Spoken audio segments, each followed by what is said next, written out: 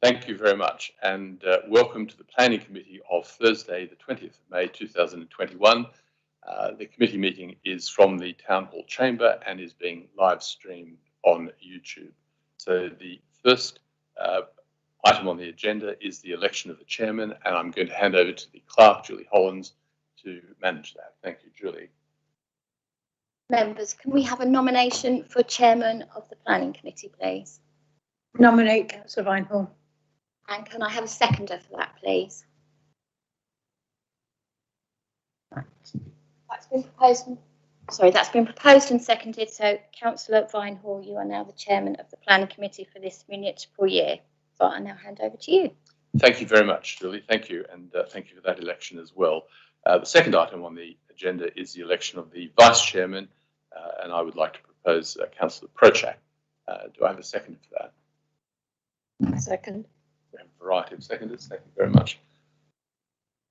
Councillor Prochak, you're appointed vice chairman. So the next item on the agenda is the minutes of the meeting of the 15th of April, and if I could have authorization to sign those minutes. Agreed. Thank you very much, and I will do that.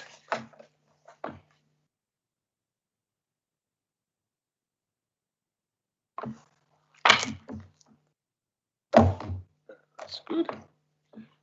Next item is apologies and for absence and substitutes. Julie, could I have those, please? Yes, we have apologies from Councillor Curtis, Johnson and Langlands. Councillor John Barnes is standing in as substitute today for Councillor Johnson, and Councillor Tempe is standing in today for Councillor Langlands.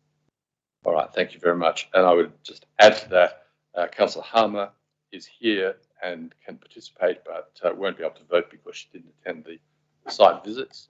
And before we move on to the fifth item, I just thought it would be worth firstly welcoming Councillor Polly Gray, who's joined the Planning Committee. Welcome to you, and I know that you've done all the appropriate training, so we're looking forward to your contribution. And to take the opportunity to thank Claire Fletcher and Kieran Holmes and her team, and also Lisa Cooper and particularly Julie Hollins, our clerk, for the significant work that they've done during our meetings over the last year. The meetings have been very successful. They have been additionally challenging because of the technology, but also as a byproduct, we've been able to reach a very large number of members of the public who otherwise would not have been able to engage and witness and participate in the decisions of the committee. So I think a thank you to everyone for that, and also thank you to the committee, all the members of the committee, for making the online meetings work. I think they have been challenging, but I think everyone has performed really, really well.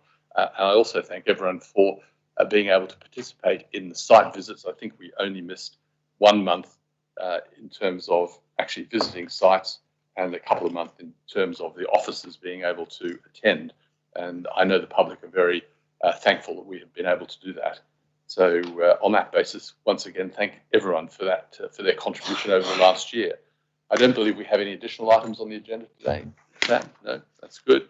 And I don't think we have any withdrawn applications. In fact, we only have 2. Do we have any disclosures of interest?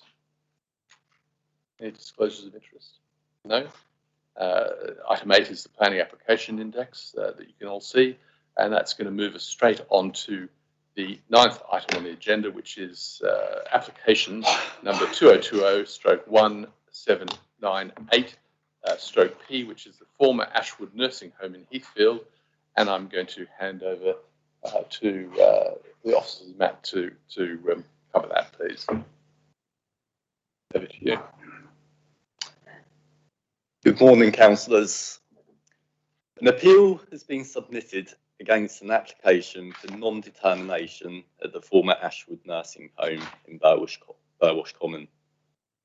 Instruction is sought from members on whether they wish the appeal to be defended, and therefore consideration needs to be given over whether the scheme presented would have been granted planning permission or refused. The proposal relates to a site on the edge of Burwash Common at the junction between Heathfield Road and Swingate Hill. It is located outside of a recognised development boundary and is within the High Weald AONB. Former nursing home has been vacant since 2015 and is considered a brownfield site. The applicant sought pre-application advice from the local planning authority on a 14-dwelling scheme and has consulted widely with the local community, which has resulted in a reduction of the number of dwellings proposed, together with other design changes. Permission was sought to change the use of the site from a nursing home to residential. This would involve the demolition of the existing buildings at the southern end of the site, which front Heathfield Road, and erecting a total of 12 residential units to include a block of 4 flats, which is positioned on the corner. So southwest corner is the block of 4 flats. Terrace of 3 dwellings, which fronts Heathfield Road to the south.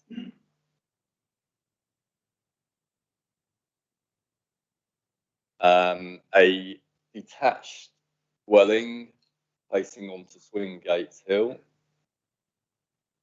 behind which are a pair of semi-detached 2-storey dwellings. Then in between those properties on the southern part of the site, you've got the parking court of 20 spaces. On the northern part of the site, which is currently undeveloped, are 2 self-build units served by a new access. Members will recall seeing quite a large tree around the entrance there. We checked the landscaping plan, which is part of this application, and also the tree report, which shows it would be retained. Tree report shows ground protection, such like.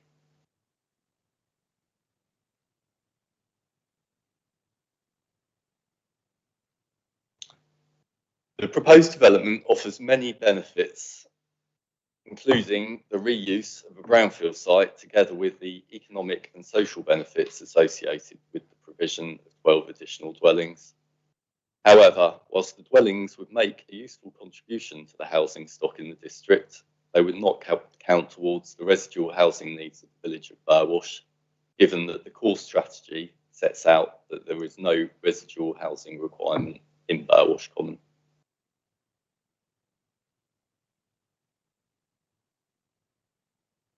Despite the benefits outlined, the proposal would result in the loss of the nursing home, which is a community facility. Policy C01 of the DASA relates to community facilities and services and states that the availability of community facilities to meet local needs will be achieved by not permitting development proposals that result in the loss of sites or premises currently or last used for community purposes, unless alternative provision of the equivalent or better quality is available in the local area or will be provided and made available prior to the commencement or redevelopment of the proposed scheme, or B, it can be demonstrated there is no reasonable prospect of retention of the current use and that no other community use of the site is suitable or viable. Policy DC01 of the DASA seeks to retain sites of social or economic value, which includes community facilities such as the nursing home. The policy states that proposals that involve the loss of such sites must demonstrate there is no reasonable prospect for continued use, backed by 1, evidence of a comprehensive and sustained marketing campaign, which clearly indicates a lack of demand for the existing use, based on marketing, normally at least 18 months, that offers the land or unit for sale or rental at a realistic valuation of the site or premises for that use. And 2, evidence that clearly demonstrates that the unit is not or is not capable of being financially viable, including alternative commercial or community facilities where appropriate. In response to the policy test set out, alternative provision of the community facility is not proposed. It therefore needs to be demonstrated that there is no reasonable prospect of retention for the current use, and that no other community use of the site is suitable or viable. The site was first marketed for a continued nursing home use, other community uses, as well as other development opportunities in February 2018, where offers in excess of £1 million were sought. In February 2019, the price of the site was reduced to offers in excess of £750,000. And up to August 2019, there had been a total of 32 inquiries, with only 5 of them being for a continued C2 use. In August 2019, an unconditional offer was accepted, with the sale completed in December 2019.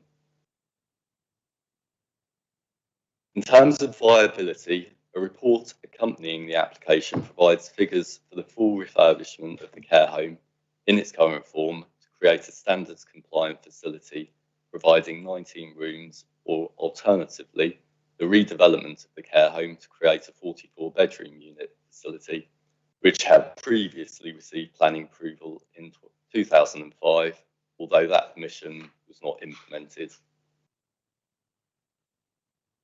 As required by paragraph 3.8 of the DASA, during the application, permission was sought from the planning agent to obtain independent verification of the viability evidence submitted, to be undertaken at the applicant's expense. However, this was not agreed, and therefore independent verification has not taken place.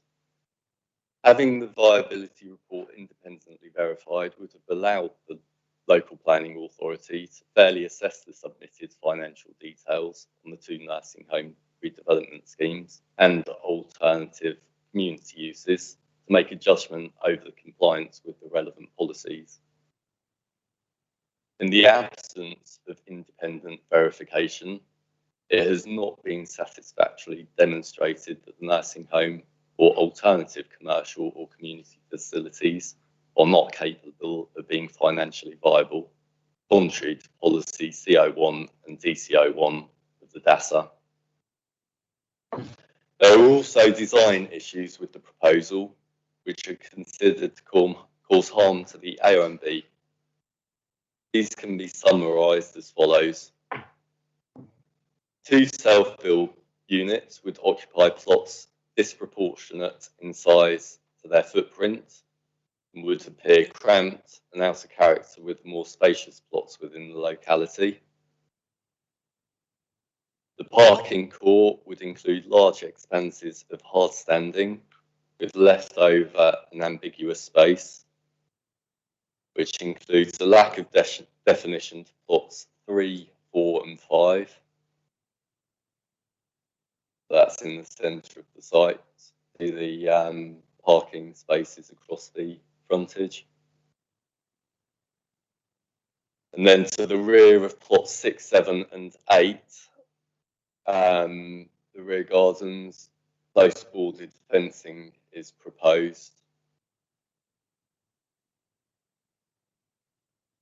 These issues have helped to create a suburban development out of keeping with the prevailing pattern and character of development, CAOMB. Large dormers are also proposed in the dwelling, which would provide them with a top-heavy appearance.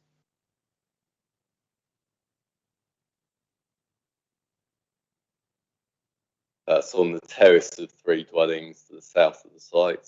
The dormers would face towards the north. Then on the pair of semi-detached dwellings, they would face southwards.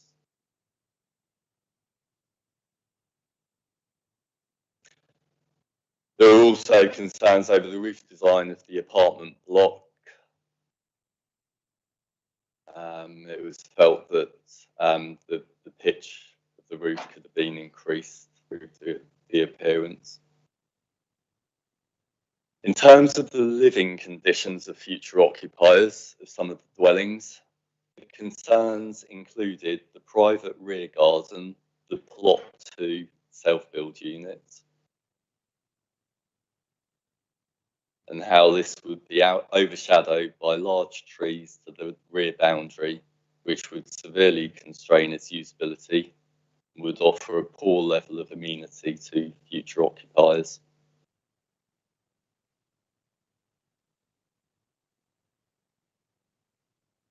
There's also concern over the footpath immediately to the north of flat 2. So the flats are in the southwest corner, and there's a footpath to the northeast side of it. Yeah, directly in front of bedroom windows, which would mean other people in development and visitors would walk past and have direct views into a bedroom, which would create privacy issues. There are also concerns over the close proximity of the 2 self-build units, less than 5 metres, and there are windows on side elevation serving, the only windows serving bedrooms, which felt to cause poor level of outlook.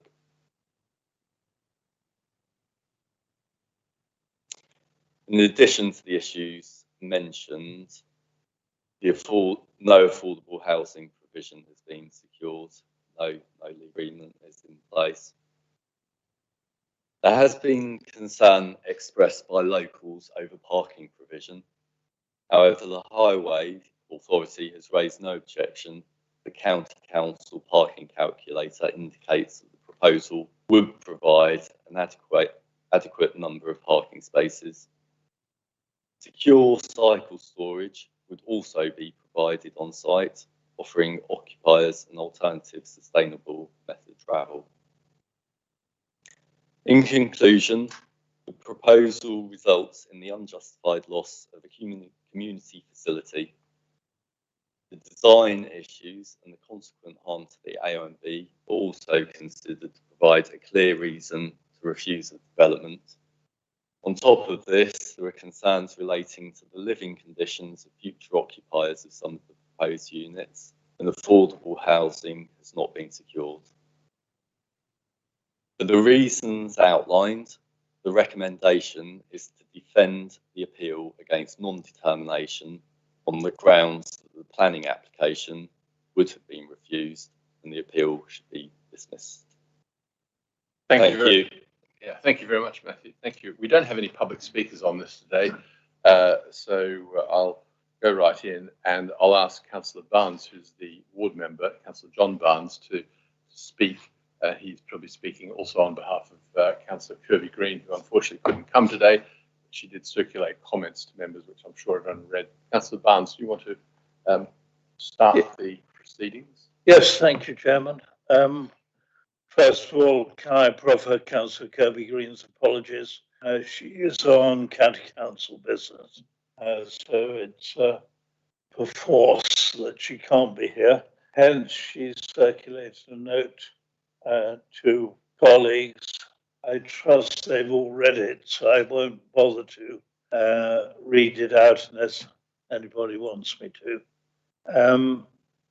What I want to, as local member, I'll express my own views later on, but from my own local knowledge and local member, there is divided opinion, but it's the kind of divided opinion which conceals a very substantial substratum of agreement.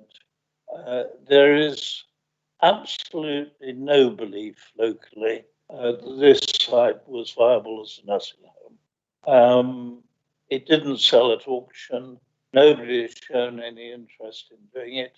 Indeed, everybody favours a housing development on this site. The only exception to that I know of are the 2 houses opposite the site on Swingate Hill, both of which are slightly worried that they will be overlooked by the one house facing Swingate Hill. I ought to say, in fairness to the developer, originally there were more houses facing Swingate Hill. In the course of the local consultation, he radically reoriented the design so that the bulk of the houses face onto the main road and not onto the hill. And this illustrates, I think, one of the things which perhaps is unusual, the extent to which this particular developer has actually consulted locally and more than once changed the design to meet local concerns. And I think you will be open to making small modifications to things like pitched roofs still, if that were required.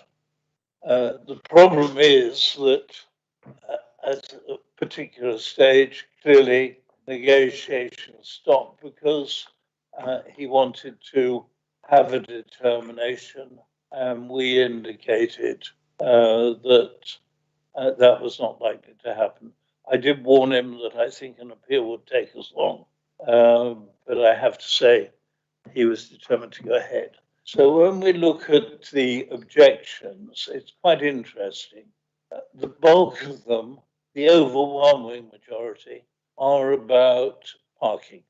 The feeling is that county does not stipulate enough parking and that they will therefore spill over onto the adjoining roads. And there is a bad previous experience with Boundary Close, about 200 yards to the east, which was again on a brownfield site, probably was overdeveloped in my view, though I can't detect any objection from our officers at that stage.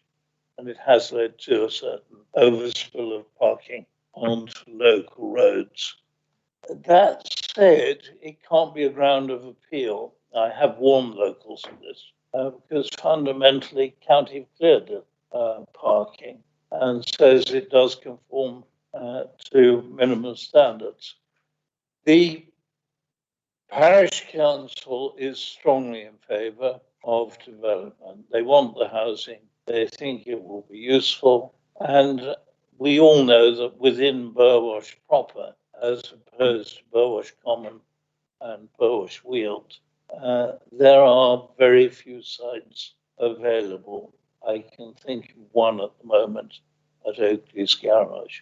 Again, the loss of a commercial property in order to achieve housing. What are the other arguments? The houses opposite worried about overlooking. The developer has actually located the house between the two on the other side of the road in order that any view across the road will be oblique and not direct. It's again an instance of how the developer has sought to meet local objections. The other substantial objection comes from Waypost, is backed by a local architect. This is a remarkable garden, and there is worry that one of the parking spaces might actually intrude on the root system of some of the rare trees. I have to say two things about that. One is that, of course, had the new nursing home been built, it would actually have been closer Waypost than that parking space. It's also true that in that area of the site, the chances that a root system has survived, since there was a good deal of investigatory work done there, is unlikely, I think. That's not to say the concern isn't the real one. And to some extent, if I believed it was justified, I would be supporting them. But I have to say, I think that the parking place is sufficiently far away. Again, the developer has pulled it slightly away. Save Our Fields, who are normally very active in preserving the OMB, also favour this development. Though, like most of us, I think they feel that there is probably, even with the reduction to 12 houses, it would have been better if it had been 11. I think that would have created slightly more room for the parking and would have eased the site. But 11 or 12, the parish council really doesn't believe that is a proper ground for refusing. I think that's covered all the local objections and my observations from knowledge. Thank you. Thank you. I think probably I'll reserve my own judgment for later in the discussion. All right, thank you very much. And just to remind everyone, we're not making a decision to support or refuse this application. We're deciding on whether to ask officers to defend the appeal against the non-determination, or where they would have refused it, or not to defend it effectively, and that you might want to have some questions in relation to that as well. Do I have anyone who wants to make another comment on this? A comment or question? Yes, Councillor Norton. Yeah, just one small comment. It obviously, from what Councillor Barnes says, the developer has tried very hard to be reasonable and to compromise with local objections. Why in that case were we refused admission to the site? Was that a gesture of exasperation and annoyance with the process, or that weren't allowed to go inside? The gate was locked, wasn't it? Although they were expecting us, I imagine. I think there was some confusion. I think an email was circulated by the developer after the site visit, offering his apologies, and that he wasn't aware that the person we observed on site was there, and it sounds like he shouldn't have been on the site. He was, I mean, when I arrived at the site, he was parked in the entrance, quite brazen, and came over and spoke to us, and know about the developments and sites.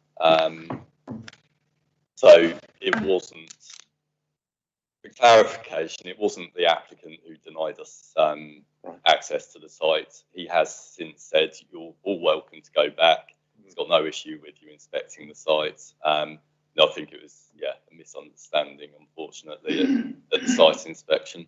Not much can be done. No. Thank you. Councillor Errington.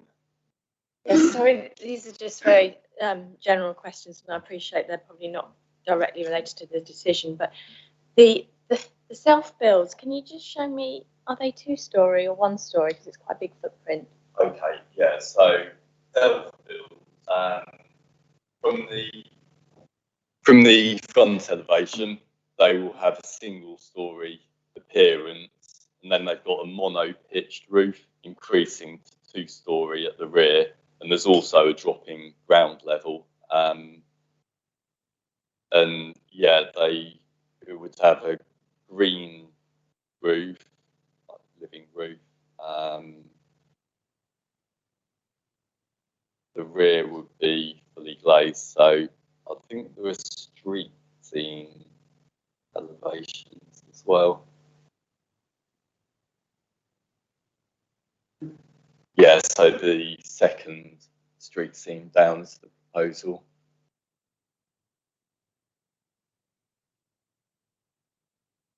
That's from the side, from the side road. From Swingate Hill, yeah. Okay. The other question is, are there any electric charging points proposed for the site? I don't recall seeing that in the proposal. And finally, when you say a community facility, this is for my benefit, it is a what's the word now?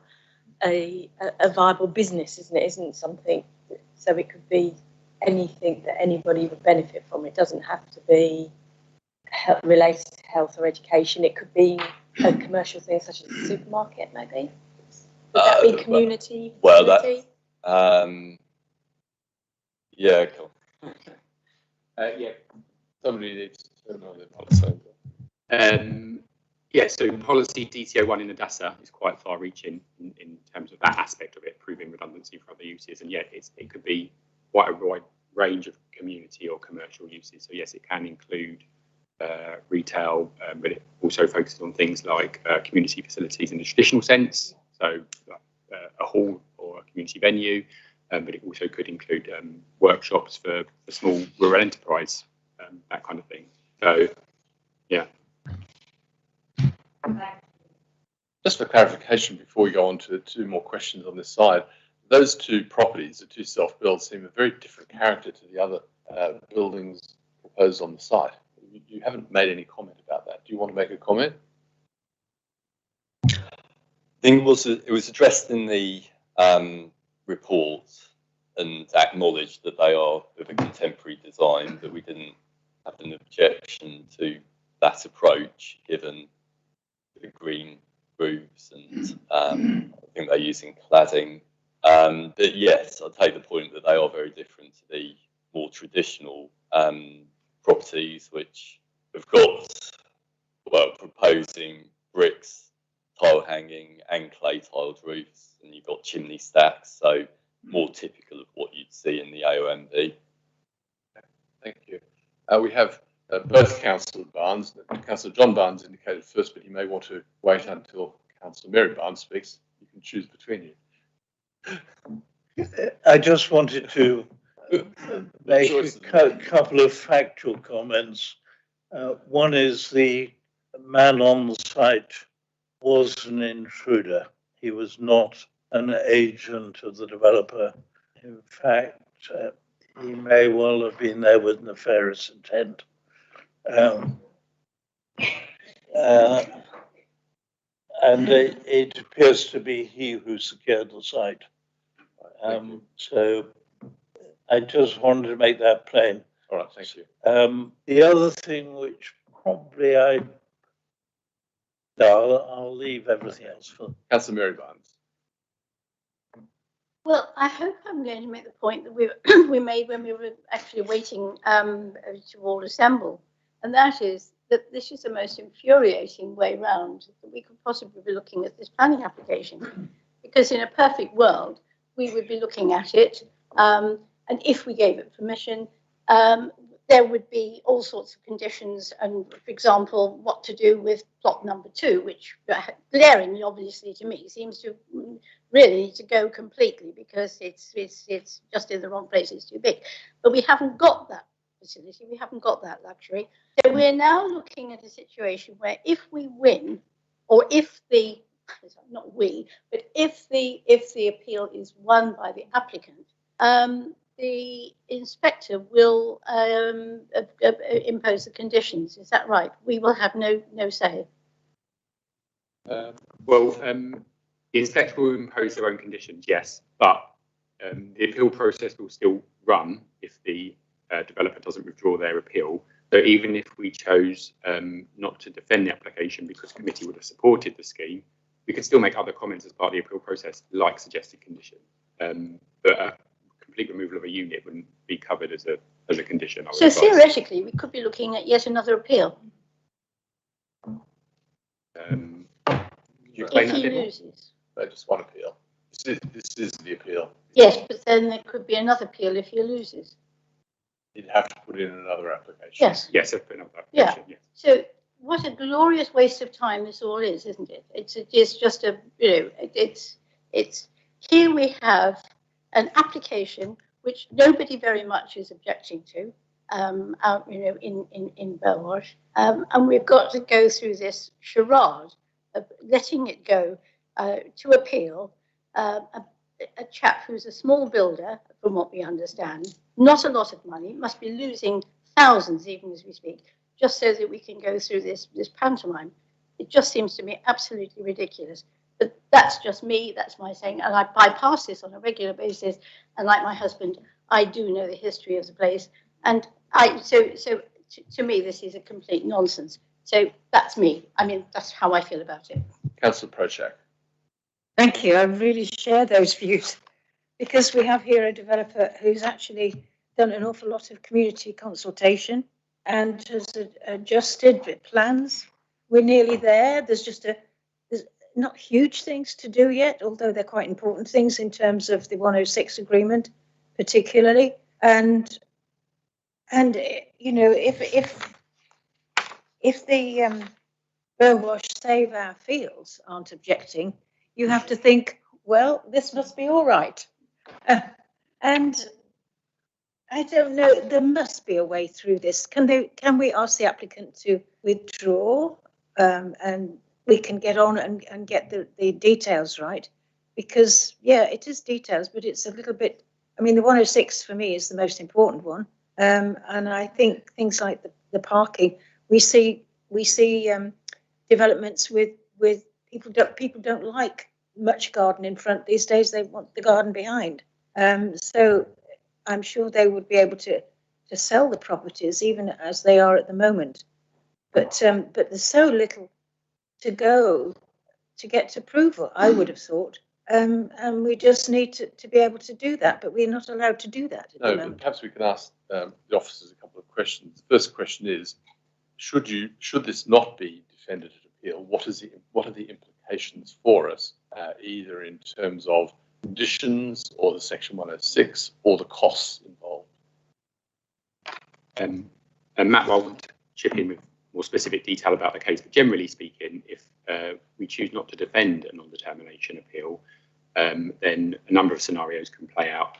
An applicant can read into that their scheme is relatively well supported, and so might choose to withdraw the appeal and submit a planning application to then seek the approval through the normal channels. They might just choose to carry on with the appeal on the basis that if it's not defended by the council, the inspector then might consider it more favourably, but you have to appreciate the inspector still considers it on its own merits anyway. If the appeal continued, we'd also still have to go through, we still have the opportunity to make some representations. They just wouldn't be along the basis that we don't like the scheme, but we would still offer suggestions by way of conditions that might be appropriate for the development. We'd still seek to secure the legal agreement on the basis that that's necessary given what Matt has advised about the requirement for affordable housing. So all those things would still happen. And then, yeah, when it comes to costs, the appellant can make an application for costs, and they may well choose, or they may well state that this process, having go to planning committee, ultimately being decided by the committee, if that's the route it goes down, that the scheme would have been supported. They might well use that as evidence as part of that costs claim.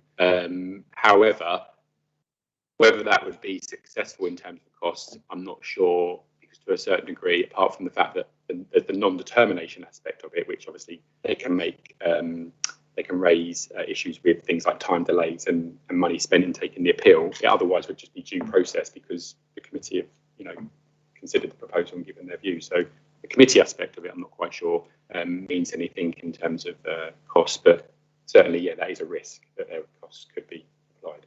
So if the committee asked you not to defend this, you would still have the opportunity to pose conditions, and you would actually have to agree 106, wouldn't you?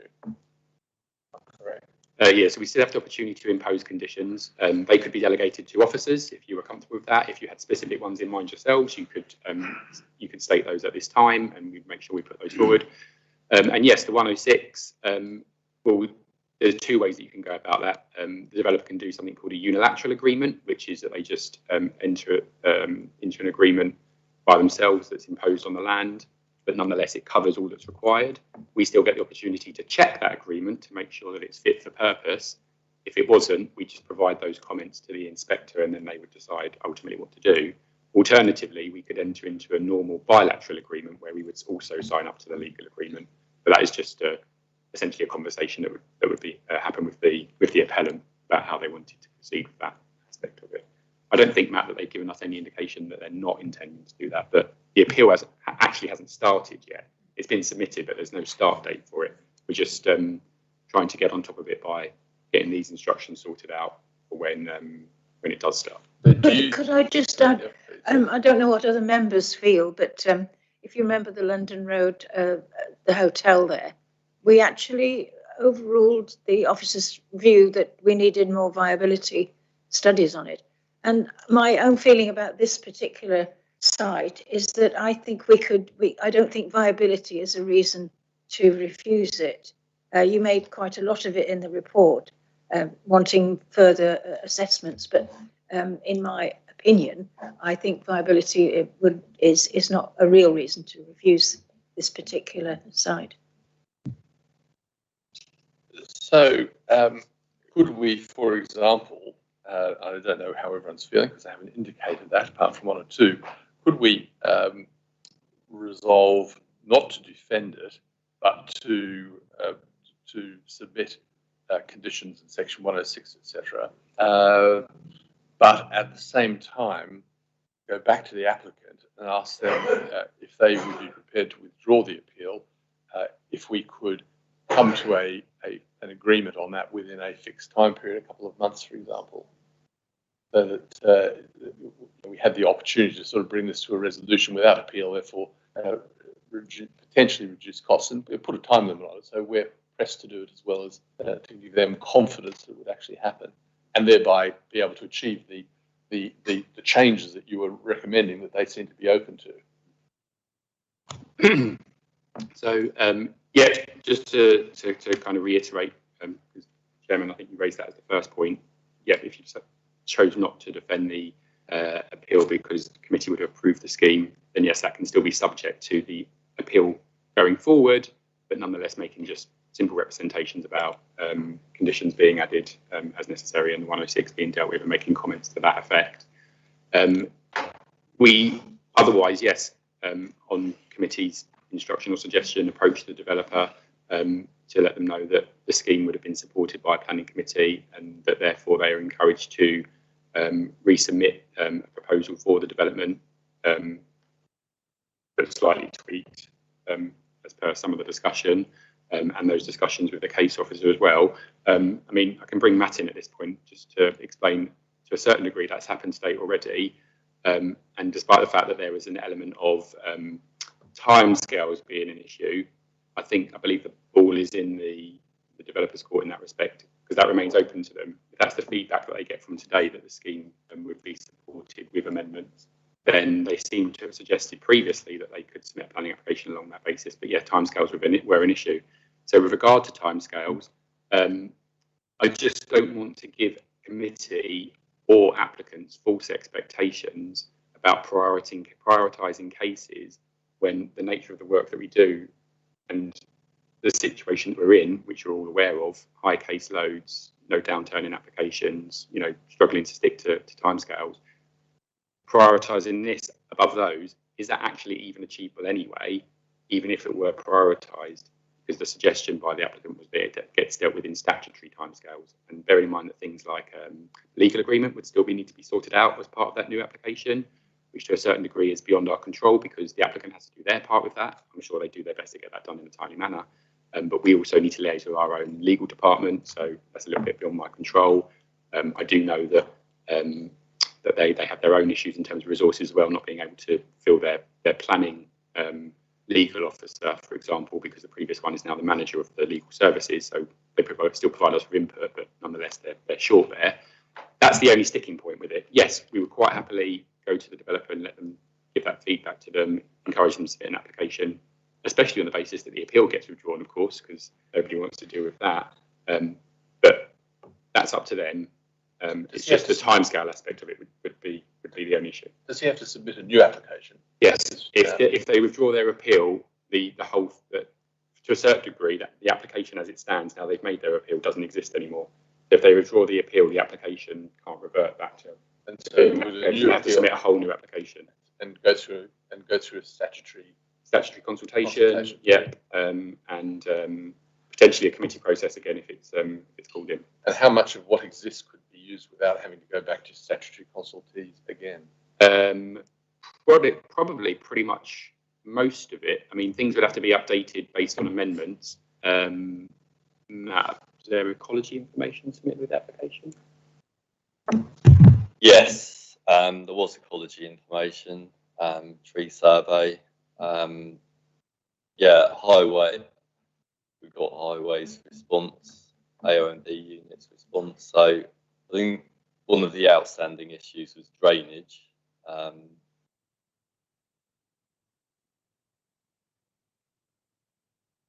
potentially, yeah, it could potentially be conditioned though. If it was sort of negatively worded, the no development to commence until drainage is resolved. So probably not a lot that needs to be updated in that case, you know, other than what we suggested to you previously, which is amendments to the physicality of the scheme. They could probably reuse a lot of what they've done already. So maybe it wouldn't be too onerous on the applicant. As it's a new application, it would be dealt with presumably by Capita once they come on board, which is soon, one hopes, and therefore it would be treated within the statutory period. As I understand, it's going to happen. Would that be a correct statement? Probably not entirely correct, no, because only because it does make sense for people that have been involved with applications before to deal with them, because that probably would help with timeliness as well. It's something that we need to think about as and when the application is submitted. What's the best way of dealing with that to make sure that it's dealt with as efficiently as possible? Councillor Drayson. Thank you, Chair. I just want to get my brain around. This application came in October 2020. Presumably, we wrote to them asking for an extension because of COVID and all the other things.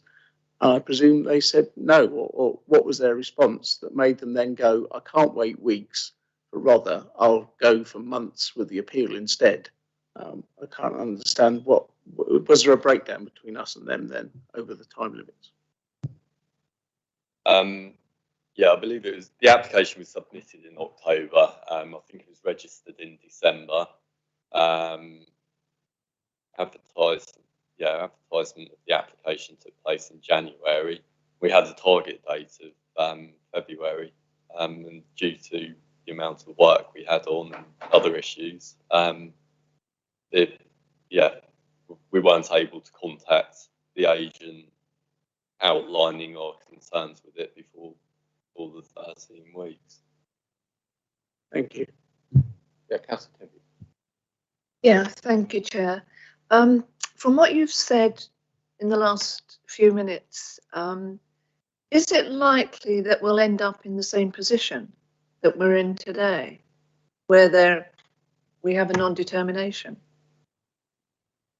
If they submitted a new planning application, yes. You mean? I don't think so. Yeah, I mean, I am flagging up that there are obviously still issues with timing this if they were to submit that new application today. But they would be doing that on the basis that they would have received this feedback if that's the way that committee goes. And obviously we would endeavour to do the best that we can, because it would be somewhat embarrassing, I suppose, wouldn't it, to have this discussion here in this open forum and then still have a planning application in a really tardy way. But I just want, like I said, I don't want to give the committee or the applicants false expectations. And yeah, I just can't. I don't want to downplay the seriousness of issues with delay. So no, I don't think we would be in this position, because they'd submit the application and they would have known what they were getting into by doing that. But it's not beyond the realm of possibility, I suppose. Okay. Yeah. Okay, thank you. Councillor Ganley, would you like to bring your lengthy experience to the table? Thank you, Chairman. Yeah, I thought that your suggestion, Chairman, had already been proposed and had been had fallen by the wayside because officers were not willing to give a fixed date by which a decision would be made. I thought that the applicant had accepted and was willing to further discuss the matter, provided and withdraw the application, the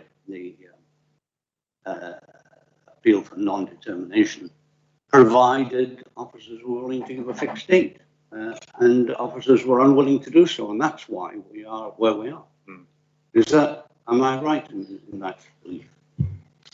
I'll explain. So, following the appeal against non-determination, I contacted the agent and the applicant to explain the concerns had the application still been live, just out of courtesy really, and to help along with the appeal.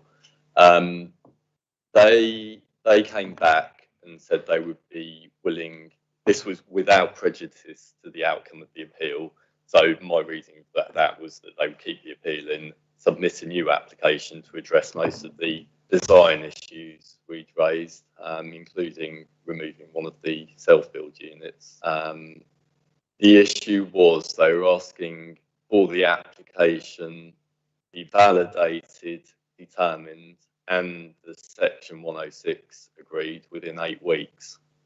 And extremely tight, and it's just not realistic given our current circumstances. We did say that we could prioritise it validation wise, and it would be with the officers just to get it through as quickly as they could. But given all the other work we've got, it is difficult at the moment, and 8 weeks was not achievable, and we explained that to the agent. We said we'd welcome a new application, and we really would. Even if you dropped everything else. I think I know you don't want to do that. I know you want to keep the system that you have in place, which treats each application in order. But in this case, would it have been feasible at all had you dropped everything else and worked weekends? I know you're probably already working weekends, but you know where I'm coming from. Is there at all any possibility of that happening within 8 weeks?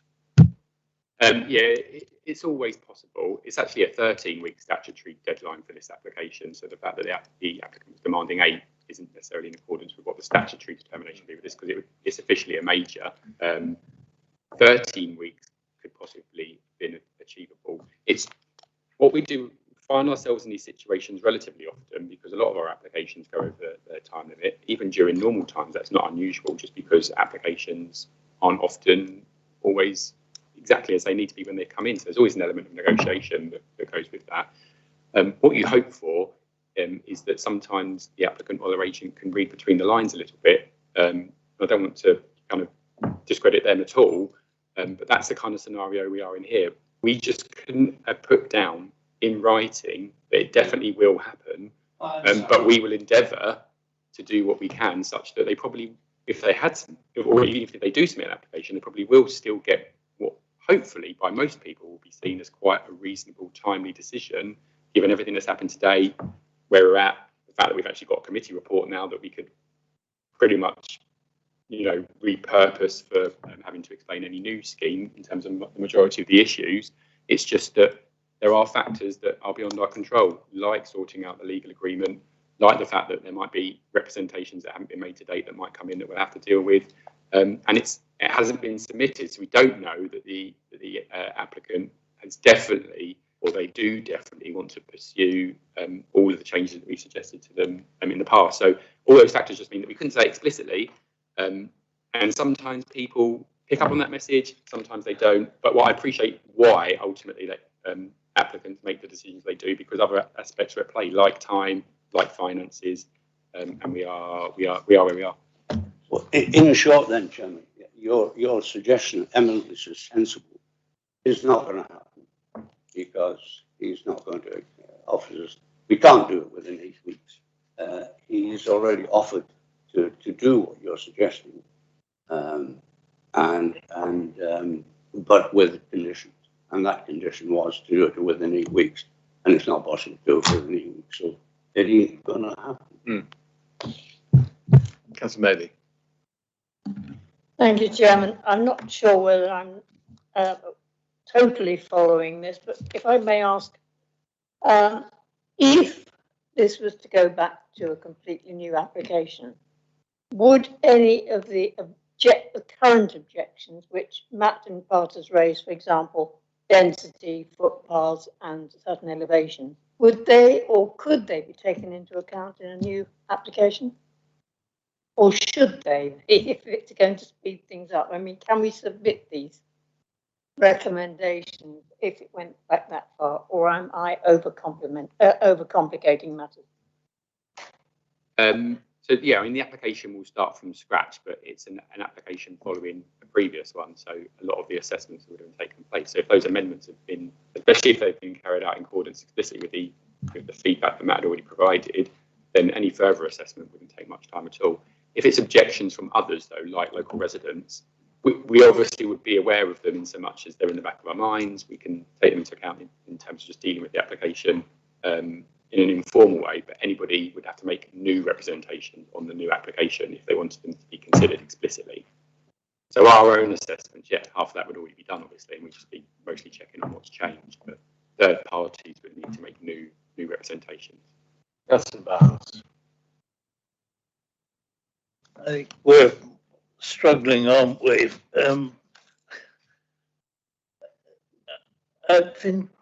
It worries me when I look at the grounds for appeal.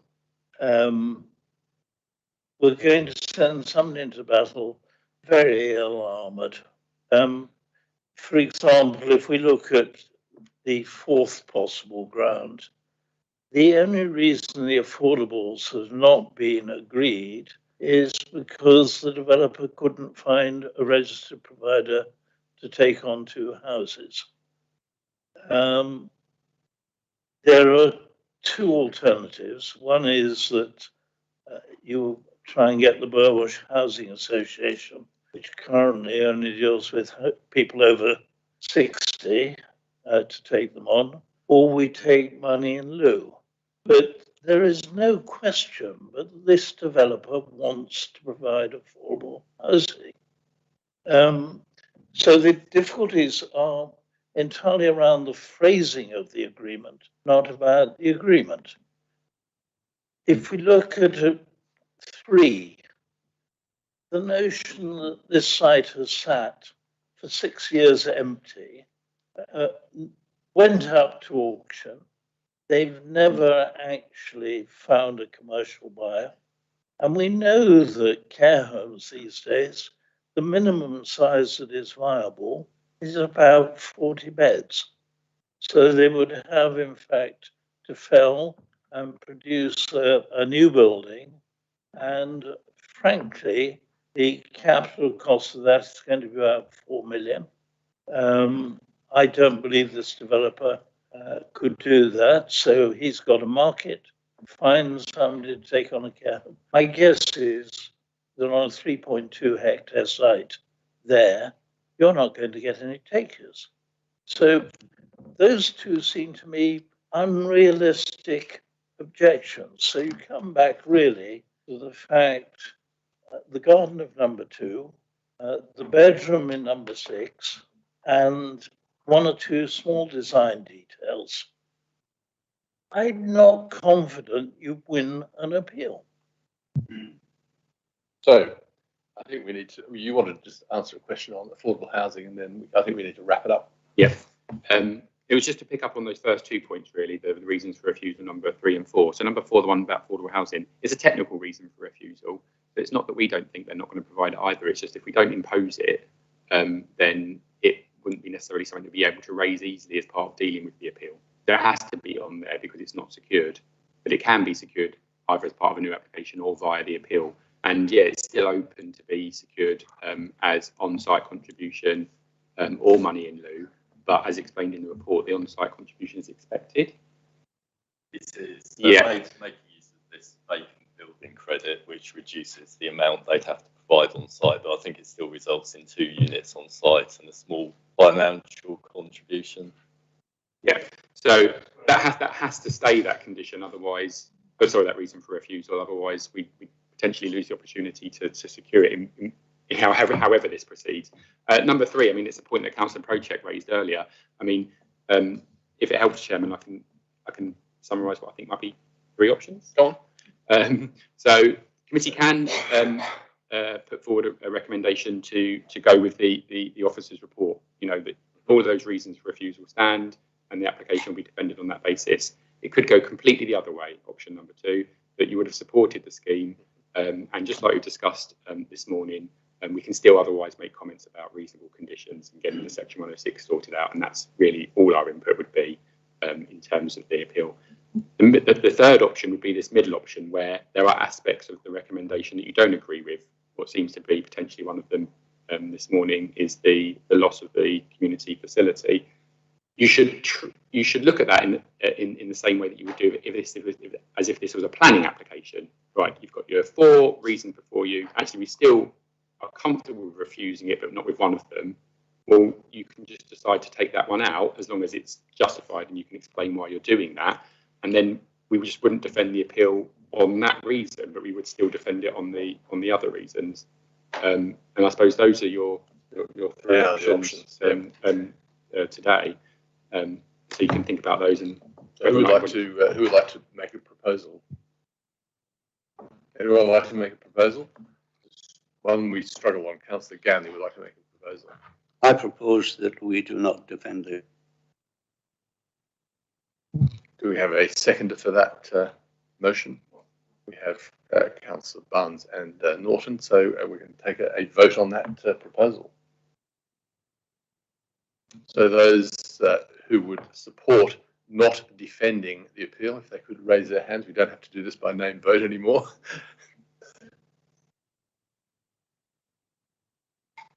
You wanted to add one more thing, sorry, before we count the vote. But yeah, before we do, I know that we've discussed it, but I think as part of the recommendation put forward that maybe it should just be a bit of explanation so we can minute why that's being put forward. Councillor Ganley, if you wouldn't mind.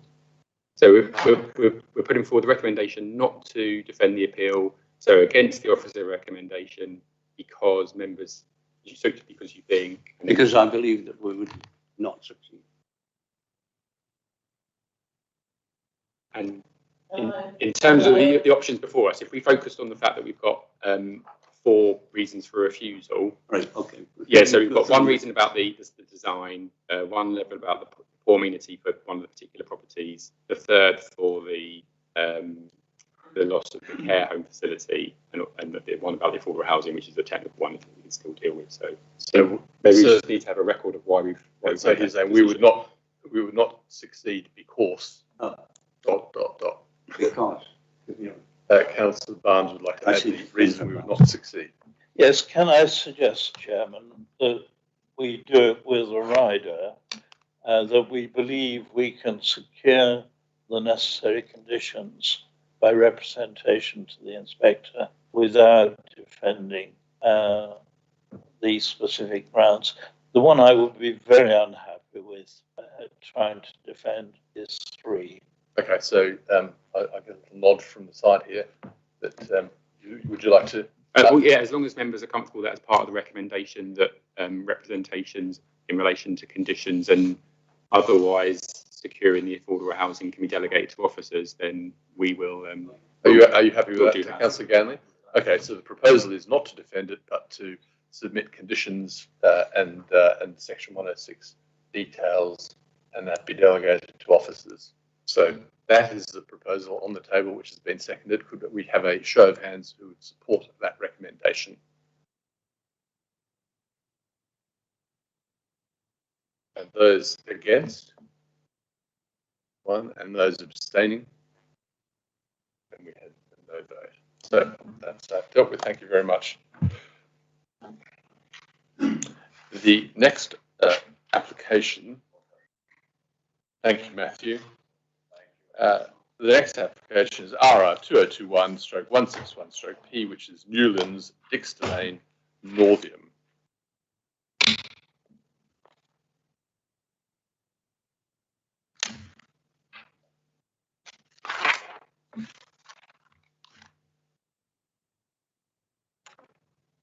Thank you, Chairman. Yeah, so this is an application for variation of condition on an existing planning permission. Planning permission has already been granted for the development of the site for 3 houses. Members will recall from the site visit that that's under construction. One of the houses, or 2 houses, substantially complete. However, one of those houses has dormer windows on it, which weren't previously approved. And the applicant intends, at least as part of this application, because you'll note that one of the other substantially completed houses doesn't have dormers on and almost had all of its tiles on, but nonetheless, they've made this application to amend the scheme to include 2 dormer windows in each of the 3 properties. And I can just show you that detail here. So just because it was something else that was raised, this was the previously refused scheme. And we just get an impression of the scale and why that was refused in comparison to one that has been approved as we skip along. So that was the refused scheme. the elevations of that refuse scheme. That's the approved scheme. So I hope that you can appreciate, just from hopefully keeping it in your mind as we bounce between them, how the kind of bulk and scale of those properties is reduced. But that's the previously approved proposal, one that they're meant to be building out. Again, you can appreciate how it's changed in terms of its layout as well, which is more spacious compared with the previous one. That all stays the same, but yeah, nonetheless, we've now got this variation to include dormers within the roof. That's plot 1, 2. I've just realised you can't see my mouse, but hopefully you can make out the dormers. That's plot 3, and then there's a block plan with the black squares on that showing them as part of the roof form where they'd be located, so all on the rear. Recommendation is for approval, Chairman. All right, thank you. And Councillor Mooney called this in, so if I could ask Councillor Mooney to speak. Thank you. Yes, what I would say to you is that had this planning application come forward as the one you turned down, or sorry, the one you granted approval for a 4-bedroom and a 2-story residence, 3, and now you have a 3-story and a 5-bedroom. So basically, what you should be doing is you should not be accepting that the dormers are there and go back to where we were with 4 bedrooms, because that's what was approved. The present application makes the houses 3-story. Look around Northiam. Tell me how many 3-story houses you'll get in Northiam. I don't think you'll get any down in that area, that direction. So it's out of place, particularly to the east. It's awful to the east.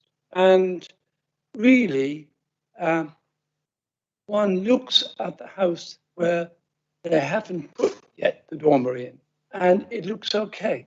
And that's the way it should be. That's the way they should be there. If you go to page 33, you will see that out of character, in keeping with the local environment, well, it certainly is. That is the highest point in Northiam. In fact, the Beacon field is just 25 or 30 meters from it, which is the highest point. And so when you come up Cavick's Field from the east, you will see it. It glares down, right? It's there in front of you, like a bulldozer. It really is awful looking. And it was bad enough the way it was, but it really is worse now from the east. So, and of course, it's visually intrusive. And not a doubt about it, it is, because you can see it miles away. You can certainly see it. Somebody says, well, it's 25 meters away from the nearest house. But look at the carbuncle, I would say, that you have to look at. That's what you've got to consider. It's not in keeping at all. Application description should say the proposal is for a 3-story house. That's what it is. It's a 3-story house. An application for 3 5-bedroom properties has been refused. So lots of the reasons on page 33 are still apply. The extra bedroom and bathroom create a 3-story house, which goes against original concerns, discussions, and subsequent approval. Windows and so there you are. The concern that the planning system allows the changes to be dealt with retrospectively. I think we should call this a retro planning application. But of course, I know that's allowed in the rules. But this does turn the thing right over to what it was never intended. And that's my concern. And that's the concern of the neighbours. Thank you, Chair. Thank you very much, Councillor Mooney. Councillor Gandy, would you like, as the joint ward member, would you like to make any points? Not really, but I do have a question. One of Councillor Gandy, just for a moment, Sorry. Councillor Norton, if you could turn yours off. Now you're on. Thank you. You're okay now. Oh, Councillor okay, Gandy, so okay. you were just blinking green. Yes, one of the objectors states that the roof height to accommodate the dormers will be higher than the original planning approval. Can officers confirm this is not the case? There will be no increase in the roof height to accommodate the dormers. That's my understanding. Yeah. Thank you. Just wanted to verify that. Otherwise, I have no comment. Okay, thank you very much. Councillor Project. Thank you. Actually, I quite like retrospective in some ways because you can actually see it and decide whether it is any good or not. Several things come to my mind. I mean, one of the things is so high in the landscape and can be seen, but in fact, the original houses were seen, and we gave permission for those. So that's done, I'm afraid. But when we saw the dormers in there, the word that came to mind was that they were top heavy. And interestingly, that was a description that officers used in the previous application against the dormers in the previous application. A top heavy in appearance with those large dormers. The other thing is that from the previous application and in fact, I can echo this in most of the parishes, we do not want 4-bedroomed houses. We really don't want 5-bedroomed houses. And that was the other thing that came to mind, because if you look at a 5-bedroomed house on those fairly small plots, and again, in the previous application, officers actually objected to larger houses on smaller plots. So, where do they hang their washing from a 5-bedroomed house with that small back garden? There's a point made of the trees that would perhaps screen. They're immature trees, and certainly if they grew up, they would be screening in terms of the A and B. But that land is not in the ownership of the applicant. The other thing is, if you have 5 bedrooms, are there going to be more cars? So have they made a calculation? Have they readjusted the calculation in terms of the cars and car parking and the car parking calculator? So there are a number of things that come to my mind that actually would be quite significant grounds for refusal. I'd like to hear what other members think, but certainly I would be happy to actually move a refusal on that. Yes, I'll take Councillor Norton first, then Councillor Barnes. It seems to me that the obviously greedy developer who is breaking the rules and should not be allowed to get away with it. You can see the advantages from his point of view, because dormer windows will give an extra couple of bedrooms. But dormer windows are a problem and a snare for us because they're very fashionable. And the reason they're so popular is not just extra bedrooms, but also the views they give. And those views are going to be very nice for the people who live there, but they're going to be very intrusive for the people who live down in Newendam because they're going to be visible from a distance. And I think we've got to be very wary of dormer windows, frankly. Councillor Barnes. Thank you, Chairman. Yes, I agree with Councillor Project. But I'd like to make another point as well, and that is those houses appear huge by comparison with other houses in the immediate vicinity, and they're set higher. When we arrived, we looked up at a huge wall, which was one of the houses. And I think, first of all, they've removed all the hedges. The last time we saw that site, which was, 3 or 4 years ago, it was completely surrounded by a very thick sort of cypressus type hedge. And that's something else I'd like to raise. There is nothing, as far as I can see in here, about landscaping. And I do think there needs to be some sort of a softening, particularly of that huge wall, which is there to stay. That's a permanent fixture now. But something that just softens it, because it is set higher. I think I agree with the point about 5-bedroom houses, not necessary in that particular area. I think they should go back remove the dormers, and leave it as the planning permission stated. Any other comments or questions? Councillor John Barnes. I get play devil's advocate to some extent, because I have to say that when we drove down to Newham Bridge and looked up, we couldn't really see. You could see the houses all right, but you couldn't really see the dormers. It is a most whether I would ever have granted houses there in the first place is a different matter. What came over was an overwhelming impression of white, not the dormer windows. So to that extent, the parcel's been sold. It's also, I'm afraid, not true that dormers are not found in the high wheel these days. Many of our houses have windows down the roof in a lot of our villages. And indeed, traditionally, there were rooms in the roof of many Wealden houses, though without the dormer window. That said, I probably in the end will actually vote with Councillor Projek, because we really do make ourselves look very odd if we voted against 5-bedroom houses in the first place, no doubt for good reasons, and then let them slip them in by the back door. That seems to me a very dangerous precedent. We either were right to vote against the 5-bedroom houses in the first place, or we were wrong.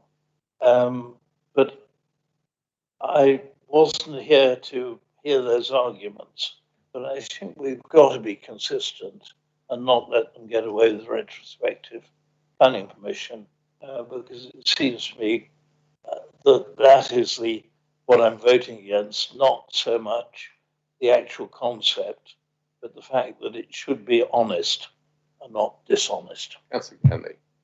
I think we have to ask us in relation to Councillor Barnes' point there.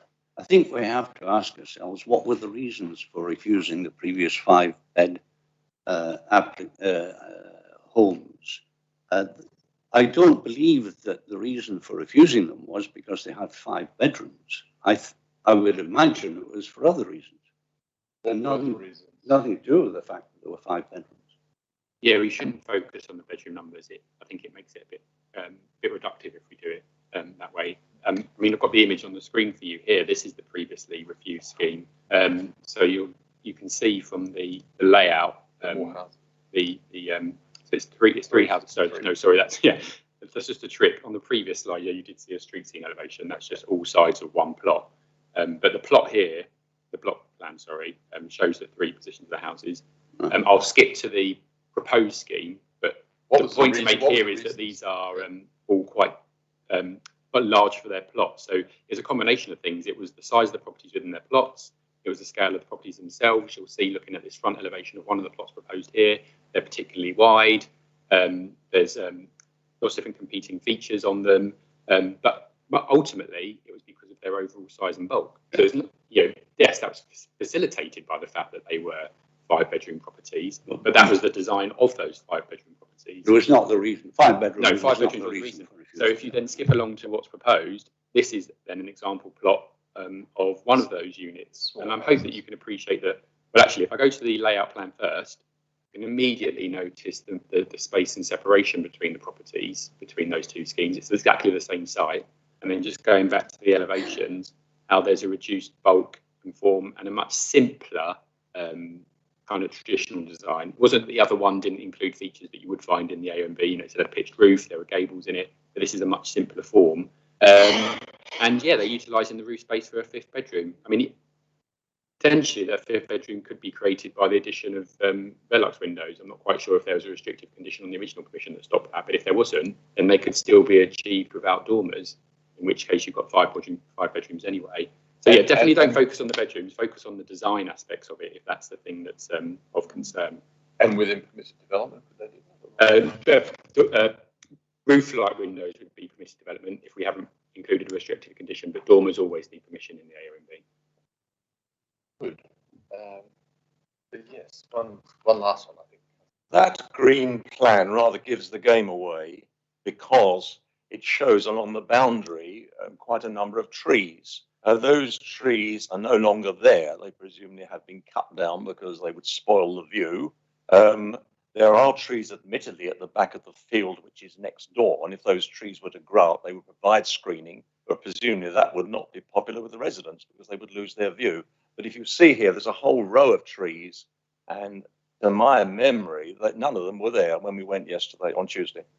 They've all been cut down. Yeah, I'll get you to speak at the end, Councillor Mooney. So you've got two choices really. You can refuse it and think up a reason that would be substantive for refusal, or if you chose to approve it, given that they could actually have rooms in the ceilings with Velux windows through permitted development. If you did approve it, you could actually then add planting conditions if they don't already exist, which seem to be an issue that's being raised. And I think, and I might just check with Sam, that the ground level there seemed to be such that they were going to have to fill it up because the window heights in the house that has the dormer seemed to be, the doorways were about 2 foot above the ground. So it looked like they had to refill in, and maybe that was giving a wrong perspective. So I'm just wondering, they're the options. Just to be careful. If you refuse it, that they can still put in a room in the roof with a dormer window. Councillor Preschak. I think the Velux would. Sorry, Sam. Did you want to come in? No, sorry. I think the Veluxes would probably be acceptable. You'd still have 5 bedrooms. Still have 5 bedrooms. Okay, but I think the big thing for me was that it was just out of character, as Councillor Barnes has said, and this top-heavy appearance. So the design I thought was really inappropriate. I am concerned, but I take advice from Sam about the plots being too small for a 5-bedroomed home. If you're going to, and whether the car parking, but perhaps that's not something we can do on the hoof, is actually question the car parking, because the fact that there's a 5-bedroomed house, it does affect car parking. It does affect how much washing you put out. So it does affect the amenity area, which we picked up on in the previous application. But I'd take advice on that. But I think for me, the main thing is out of character in the surrounding area. No other properties like that at all around that area. And also top-heavy appearance in terms of design. But are you putting forward a proposal of refusal on that basis? Yeah. Is that what I'm gathering? Yeah. So would you like to comment on that? I think, Councillor Norton, did you want to say something further? Did I have you? Yes, thank you very much. You changed your name, Councillor Mooney, to Councillor Norton. Oh, I'm sorry. but please feel free to do a roundup, because we have a proposal. Just do your roundup, and then we'll have the comments on the proposal, and then we'll take the vote. Okay. Yes, I've just got 3 points, Chairman. One, it was pointed out the trees.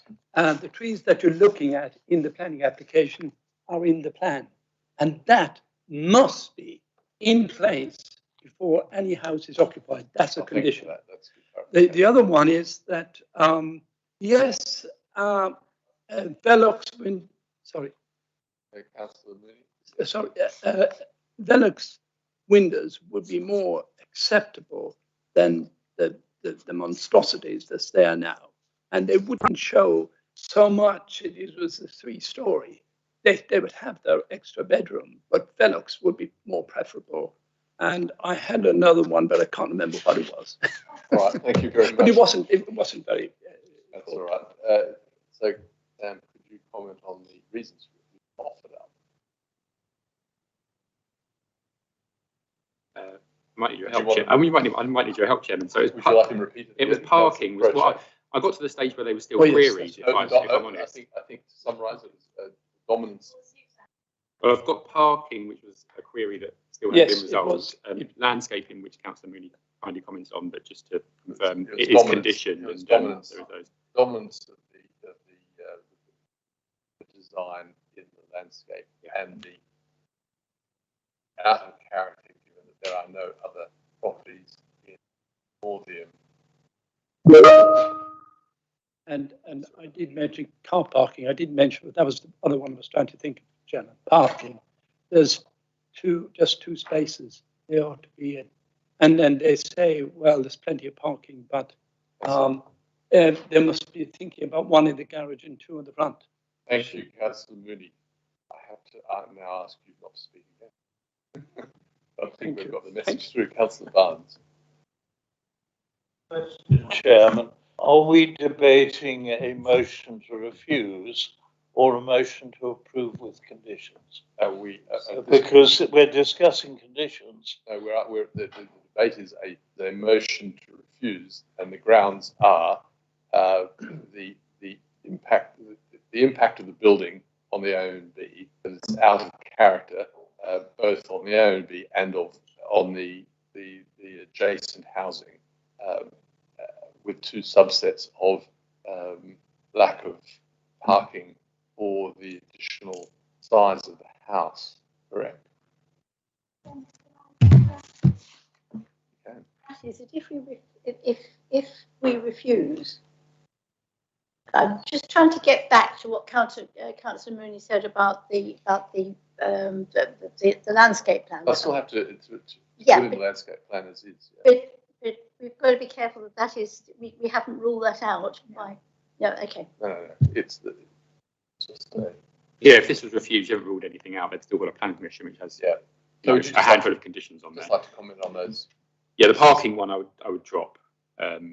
It's mentioned at paragraph 8.4.5 in your report. I mean, it's not a detailed assessment, but they can put one on the roof anyway. But we do have a good size integral single garage for each of the properties, plus the large parking and turning area, which is annotated on the plan as showing 2 spaces. There's not beyond the realm of possibility that they could provide more. So the garage and the 2 already shown, you've got 3 cars at property, even if it was 5-bedroom. All right. And then dormer design. I mean, essentially what we're talking about is the opposite of what's written in the report. So there are reasons provided. You've explained how they're essentially too large and overly bulky for the properties that they're intended to be on. That is how you explain that they're unacceptable. All I can say is that's just not the view shared by officers. Okay. But you're happy that is a substantive view? Yes. So that is the proposal put forward. It's a proposal for refusal on that basis, and it's been seconded. Can we take a vote? Who would like to support that proposal?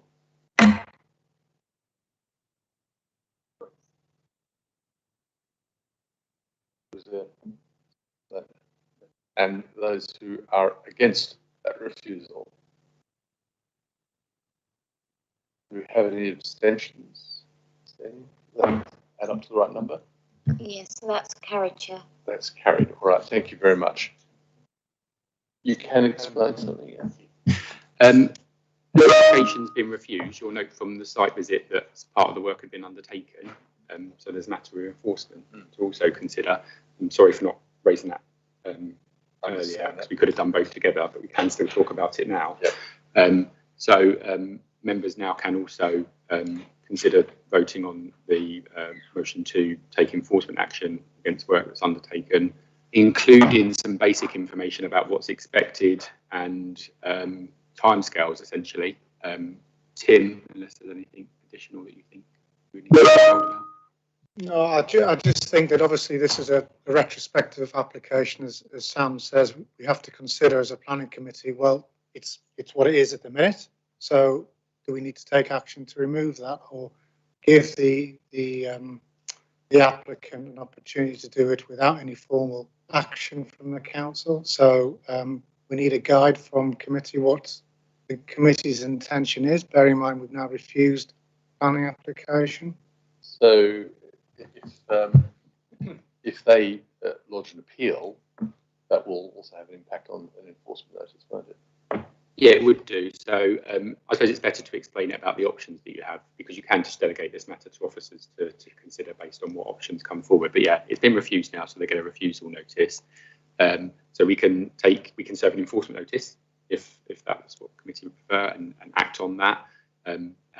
Or you can delegate the matter for officers to consider on the basis that we will obviously have a conversation with them, find out what their intentions are, if they intend to appeal, because typically those things would influence what action it is that we take, but it is within your gift to decide that we take more formal action with immediate effect. Well, I'm going to ask Councillor Kojak as she proposed it first. So, I was going to propose delegation, but we've got 2 other speakers. do you want to make a comment and then we can pick that up based on what you say? Councillor. You're going to ask your conversation as officers to them. What could come out of that? Well, we'd relay to them what's happened at planning committee today if they haven't seen for themselves. I would hope that their agent is watching, they relay that information anyway. But it would include things, well, the nature of the conversation that was had. So we've spoken about options this morning, haven't we? And the fact that there are alternatives, so they could do roof lights if they still want to get that space. It obviously just wouldn't be as large as is proposed now. So it's about whether or not we would be willing to accept that. But otherwise, you know, do they accept it? Because if they do, then that's encouraging. It just goes to show that we can deal with it in an informal way, and they might just get rid of them in a reasonable timescale. Or they might be quite upfront about the fact that they don't agree and that they will be submitting an appeal. And then we can consider options then. Typically what we would do if someone's been very upfront about the fact that the appeal is going to be submitted is we would let the appeal run, because then we'd have a concrete answer at the end of it about whether enforcement action is worth pursuing. So that's the kind of conversation that we'd have. John Barnes. Yes, one of the puzzling things was, or one of the houses are being completed with dormers, but the middle one was being completed without dormers. So they might be open to the VLAC suggestion, it seems to me. I'm happy to therefore leave it to the officer to talk with the developer. Need a vote on that? Yeah. You'd like to propose that? Propose delegation. Delegation, second on that, second by Councillor Barnes. Those in favour of delegating the... I think that's unanimous. All right, thank you very much. That takes us on to item 11, which is the, if you remember, there was a change in the scheme of delegation in October last year, and Head of Service committed to come back after 6 months to let us know how that had all gone, and he's provided a short report. Tim, did you want to say a few words? Yes, good morning, members, and welcome back to the Chamber. So members will recall that Planning Committee agreed at the August Committee to amend the scheme of delegation by removing the Notified D report process, enhancing the information on the wiki list, and encourage better communication between officers and members, details of which are set out in paragraph 2 of this report. Members also agreed to review the changes after 6 months, and the scheme has now been in place since the 6th of October, hence this report. Whilst there's been no formal councillor feedback on the revised scheme, officers consider the process is working well. It's also worth noting that the wording on the wiki list has been tweaked as a result of feedback from some members after a previous committee to reflect councillor concern about timing of parish meetings and possible delays in site notices being erected, the details of which are in paragraph 3 of the report. So it is therefore considered that the revised officer delegation scheme and wiki list has now been tweaked, both working well, and therefore be approved permanently with the constitution amended accordingly. Has anyone got any thoughts or comments? Has anyone found the new scheme difficult or problematic? Yes, Councillor Errington. I just like to say thank you. It does make life easier for me. One of the things you added, sorry Tim, you're right behind me, was the wards. That's really helpful, having our wards when you're not quite sure and then you have to look it up. So that was a really positive thing. Also, that on the front of the weekly list it says the date that it needs to be in by, so you can put that in the diary before you even look at the list. And yeah, from that, we've also, my colleague Councillor Harmer and I have had some really successful meetings with a number of planning officers. So good. Really pleased. Oh, really good. And hopefully, is it less work from the dealer? Yes. Good. Any other comments or questions? Yes. Question I had on the bus, and I wasn't totally sure whether and I should have known the answer, is about delegated officer, which we don't actually ever see. We only ever see them when it gets to the members' bulletin list. You just explain a bit further. Does every application go on that list? Weekly list. Every. On the weekly list, doesn't it? Yeah, I think every application goes on the list. It just lists ones that you can or can't comment on, because there are some that are just subject to complete delegation, prior approvals, that kind of thing. But all applications go on the weekly list. Are there any particular that you're thinking of? Yeah. All applications, with the exception of those that are entirely delegated, appear on the list. So unfortunately, there are some that you might want to see that aren't, like ones for agricultural buildings, for example, don't go on there. Yeah. Some prior approval, some lawful development certificate, that kind of thing. Councillor Barnes. Point about the parish council meeting dates is well made. That's really useful to know that we've got some sort of time span after talking to the parish council before coming to see us. It's clear, and it will become better when the timescales are improved with the applications as well, because that's causing a thing. There's one item here that I wanted to put forward, just to be very clear, and we've had a couple of discussions on this. It was my understanding from our discussion that the chairman, and I'm not thinking of me personally, but as a role, has a right to call applications in at any time before a decision, but that isn't actually documented anywhere that I could find, and it is an important safety valve. It's not something that I would personally choose to do unless there was extenuating circumstances. Can you just clarify that, Sam? Because I couldn't find it anywhere. The Constitution, and I know that I personally tried to call one in a couple of years ago, if you remember, when I was in a different time zone and missed the date. I'm not familiar with the delegation clauses where it mentions the chairman position and being able to call in. I know that it's been updated now because of this, and that there are certain other things we do, like bring in employee applications to committee or members of the applicant committee. Tim has a kind of an overarching part of his delegation to call applications to committee. I'm not aware, Tim. I mean, we can check it and find out and discuss it Well, later. it depends how the committee feels. I mean, my suggestion was going to be, and as I said, this is about the position, not the person. Personally, it would not be something I would use unless there were exceptional circumstances, like somebody was taken ill before the due date and that was going to be called in, or there was some material change which wasn't going to be consulted on but did make an impact, to suggest that facility was embedded so that should a situation occur where something needed to be called in but had passed the date and a decision notice hadn't been issued, that there was still that safety valve to allow it to be called in. That's my comment, and I'd like comments on that back from the committee, please. Councillor Mary Barnes, and then John. He did put his hand up first, I have to say. I didn't see but that. I'm not going to get involved in one of those discussions. Now, I think it's important if you do that you actually consult with a ward member. It would only be as a result of it. So you have a conversation with a ward member Precisely, before yeah. you take that action. Absolutely, yeah. That's fine. Councillor John Barnes.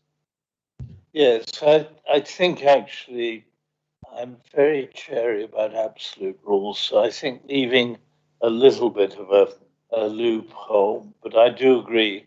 I think with my wife on this occasion. I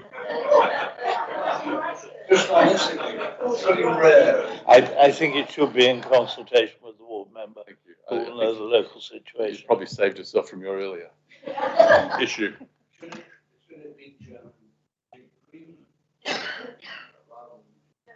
I think that's fine. I think that's a good thing. Yeah, I think it's a good thing. It's really just to give a safety valve.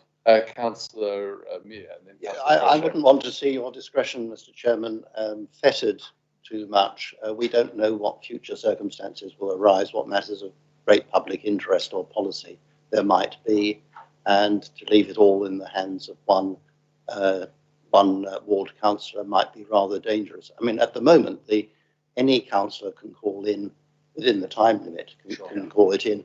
We're not confined simply to the ward member. And I think to introduce it at this stage to fetter your discretion would be a mistake.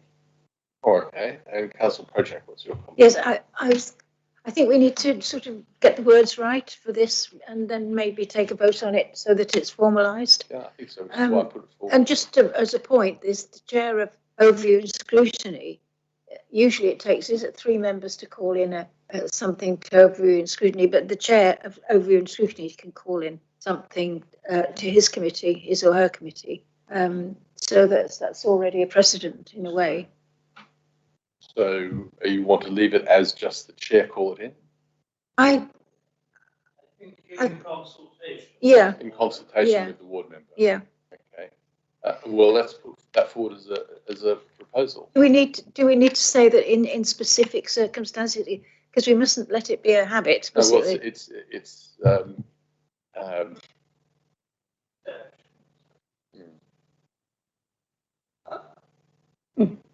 well, you can try that. To be exercised sparingly.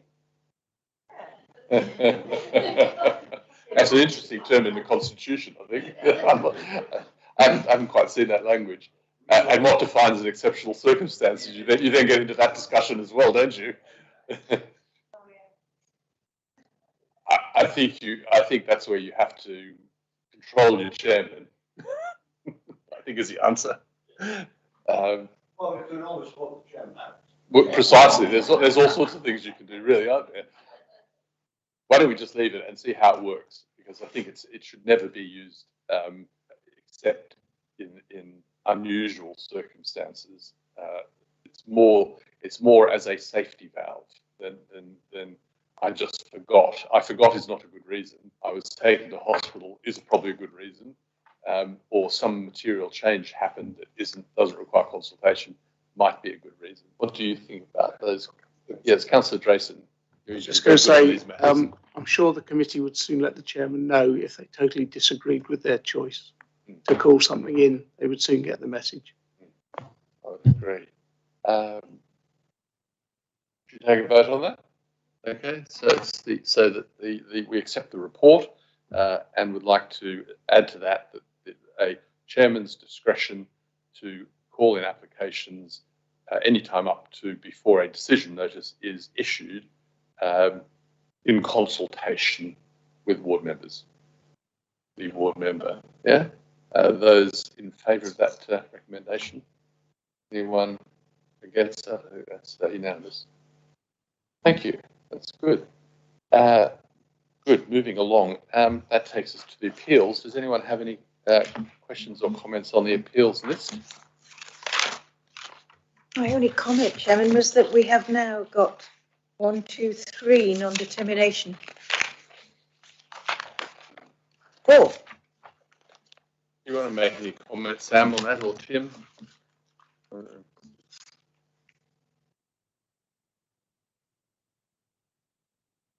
Not in particular, unless there's anything about those particular cases. I mean, one of them obviously is the one we had this morning, Ashwood Nursing Home. I suppose what I can say is a comment that I made similarly on the committee site visit, that we do acknowledge there's an increased risk of those that scenario due to the circumstances that we find ourselves in at the moment, but not one that I'm worried about. And I suppose I can convey that message to you, really. Officers are, in the majority of instances, trying their best to still keep in contact with applicants such that we can avoid this situation, updating them on our circumstances, providing them the bits of information that they can, so that those applications are ticking along. And also, and yeah, we would say this, but there is some kind of merit to this when we discuss it with applicants, that we're advising them not to pursue it, because the main issue is time, and making an appeal against non-determination, in our experience, does not save you time. I'm sure you can appreciate that can be a difficult conversation with the applicant sometimes, who, understandably is aggrieved. They're not getting what they want, or the service they think that they deserve. But the majority of the time, that message translates. It's just unfortunate that on a few occasions it doesn't, and there is a slight increased risk of that just because of the volume of applications that are kind of at that stage where an extension hasn't been agreed yet, and whether the applicant will agree one just because things are taking longer than they should. But we'll monitor it anyway to make sure it doesn't become a kind of more of a serious problem. Can I just follow up, because I mean, One of the things that causes huge problems, as I found, is communications. And if we get communications right, an awful lot of problems can be avoided. And I asked Tim if he could actually send out a message to all our agents and applicants, and basically, I don't know whether that's the best way or not, but Sam, you probably are dealing with things on an ad hoc basis as they arrive. Officers then go and explain the difficulties. But I just wondered if we could do more in terms of communication, of getting people to understand. Yeah, I mean, well, that's a matter that you have raised with us directly. Yeah, we are looking into that. I mean, we have to date done a mixture, so not all correspondence has been ad hoc. You know, we have sent out messages, although I would admit not in recent times, but especially during this last year with the pandemic and all the issues that brought with it too, to all agents to explain issues. But we will certainly look into further updates to will help everybody, really, because we get inquiries similar to the nature of what it sounds like you're getting as well. And I agree that could be better dealt with. But nonetheless, a lot of those agents are still getting that message because of the ad hoc correspondence we get in.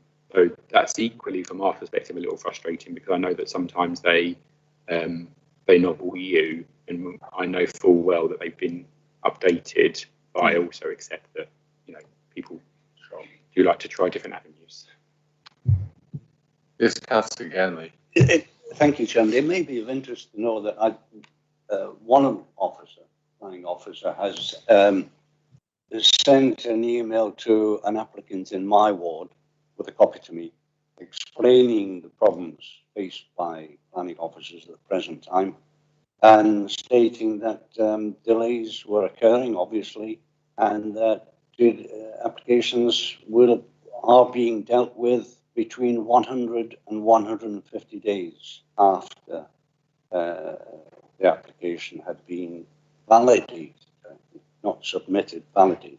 Yeah, I think that was validated rather than submitted, because submitted and validated are two entirely different things, aren't they? They are. I can qualify that slightly. They get that information in a validation letter. So actually, just going back to Councillor Prochak's point, okay. All applicants get information at the start of their planning application about information about delays. But the decision is not 100 to 150 days from validation. Validation is when they get the letter. It's 100 to 150 days on average from when the start date of the application was. And this is an issue that we discussed this morning. The start dates are sometimes backdated because our start dates lawfully have to be when the application was received valid. So if it takes us a number of weeks to check the application before we make it valid, if we don't ask for anything extra, it was valid at that 3 weeks before. So the date that we're reporting in that letter, 100 to 150 days, is the average termination date based on start dates. Okay. But but unfortunately, we're only able to give that information to those individual applicants when they get their validation letter. But we still think that's useful because it gives the next. I mean, what now I appreciate is that some might be misinterpreting that as being 150 days from the date they get that letter. Yeah. That's not the case, because if it's been 4, 5, and some applications have taken up to 8 weeks to validate recently, those 8 weeks are included within that 150 days. So it's not 150 days on top of that. Well, in this specific case, the validation letter stated, I think it was 100 days, and the email subsequently sent to the applicant modified that because things had deteriorated since, or delays had increased since. So from 100 days, it went to 100 to 150 days. We're going to have an informal session after the end of the committee meeting on a couple of matters, and we can cover off the plans as well. And that might be a useful time to do that. If there are no other questions on that, it's just to note the time and date of the next site inspections, which is the 15th of June. And if everyone could just remain for that just informal discussion for a few minutes, I'll end the meeting. I think all I need to do is for people to